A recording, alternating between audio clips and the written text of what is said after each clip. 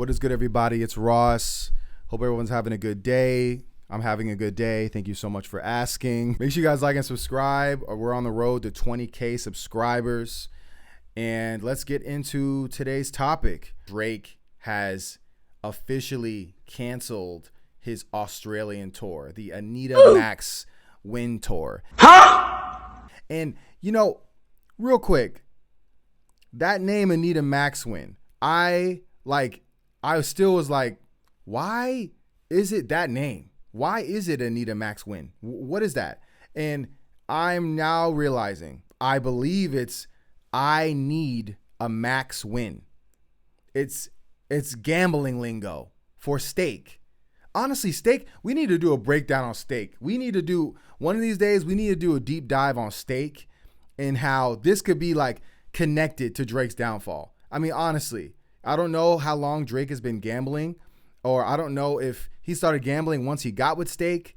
But it just feels like steak is just such a dark entity. Don't even get me started about how I feel when it comes to gambling and how people can now gamble on their phones and lose their house tomorrow if they wanted to. It's insane. So don't even get me started. I don't even want to rant about that, but it's just everyone who's been associated with steak has been kind of like scummy, honestly. Aiden Ross, like the Happy Dad people, academics.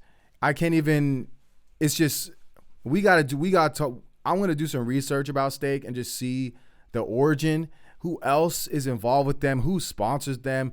Like, I really am curious now that I'm talking and thinking about it. He really named this tour Anita Max Win. I need a max win. I need a max win. That's kind of how I'm seeing it. So if I'm wrong, but creating this character that he probably didn't even create, I think it was someone, whatever, the marketing team for steak, and they're putting on this tour and they're starting in Australia. But anyway, I digress. Mr. Started from the bottom just canceled his entire Australian tour, his Anita Max Win tour. He packed up his OVO pajamas and he's heading back to Canada. And there's a couple theories. Right? We got people saying he's leaving to finish making music, I guess. Like, he's leaving to go back to Canada and work on the album while the iron is hot for Kendrick. I don't know.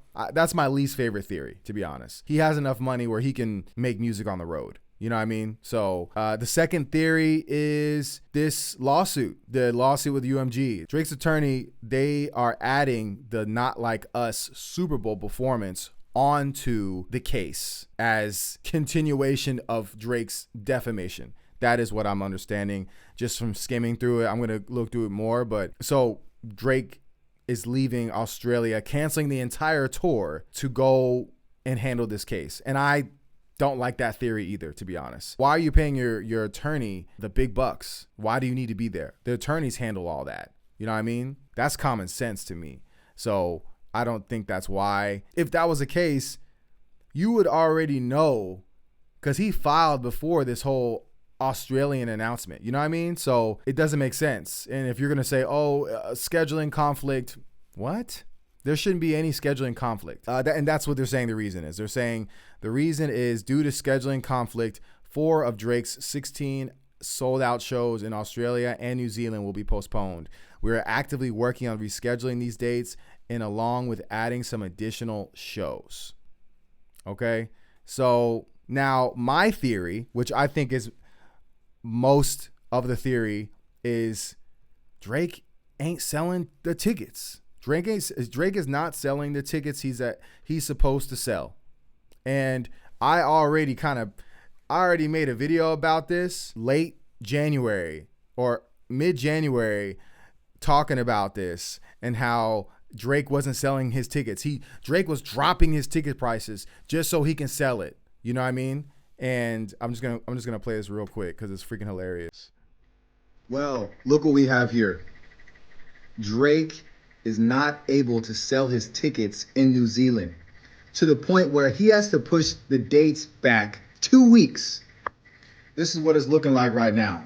How many weeks before? I mean, we're already about to be in February. He can't even sell this out. And this arena only has 12,000 people. Only 12,000 people. And just look how cheap these ticket prices are. And he can't sell this out. He cannot sell out 12,000 in New Zealand. That's crazy. And just like I've said in many videos, including this video here, rest in peace Drake era, it's done. It's done. He's Kendrick cooked him. That's just what happens when you get exposed to be a PDF. That's just what happens. I don't make the rules. I don't make the rules. I'm weak as hell. And I still stand by that. I still stand by that. That I think it's all connected. All connected. Somebody said the New Zealand concert is getting canceled because not enough people got tickets. It was already pushed back once, date-wise, and now it seems to be canceled. And that's, to me, that is right there. They already pushed it back. They pushed it back just so they have more time to sell these tickets. The tickets weren't being sold out. And no rapper, no artist wants to have a show and there's any type of footage where you got a half empty venue. Nobody wants to deal with that. Nobody wants that. And especially someone who has an ego like Drake, for sure. That's a fact. And it just makes sense, honestly. Like, even on the business side, touring in itself is a financial gamble. If ticket sales can't cover the cost of production, transportation, crew salaries, Drake's private jet, I mean, it's not flying off of vibes. So you paying gas on that. So artists actually lose money. Also, the venue charges fees. You know, the crew needs paychecks. All that stuff is a gamble when you do these tours, and there's a possibility you don't sell the tickets that you need to sell to make sure you cover all of it. You know what I mean? So canceling early avoids the PR nightmare of visibly empty venues, and it really just saves them from sinking cash into a losing bet. That's my theory, that Drake is just not able to sell these tickets and he's got to pull out. He can't look crazy. It's better to make it seem like you have a scheduling conflict. It's crazy, you know? And the elephant in the room is Kendrick.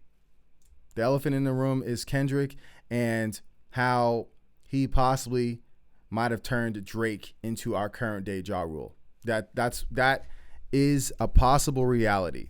Kendrick and his Not Like Us run in this Super Bowl halftime show has been a cultural reset. The numbers are going crazy. The numbers are going crazy. GNX on the Billboard Top 100 still 14 or 15 weeks now, competing with Drake and Party Next Door's album that came out a week and a half ago. And Drake fans are comparing this album with GNX and like, we beat you. We're number 2 now. You're number 3. Like, you are competing with an album that's 14 weeks long. Do you understand that? Like, what? That's crazy. Luther is like number 1. All these songs. I mean, Peekaboo just hit platinum. I mean, this is a crazy run. The run that Kendrick is on is unheard of right now. So this is just not a good look for Drake. And yeah, we're going to keep watching. We're going to see what's going on here. So we're almost about to hit a year. It's going to be a year soon in April from when this beef all kicked off. That's going to be insane. That we're going to be going on a year, and there's still so much wild shit going on because of this. And I still think things are going to be exposed. So anyway, I don't want to make this too long. But yeah, if you guys appreciate this kind of content, make sure you guys like and subscribe. Appreciate all the love. We're on the road to 20K. And I will see y'all when I see y'all. All right? Peace.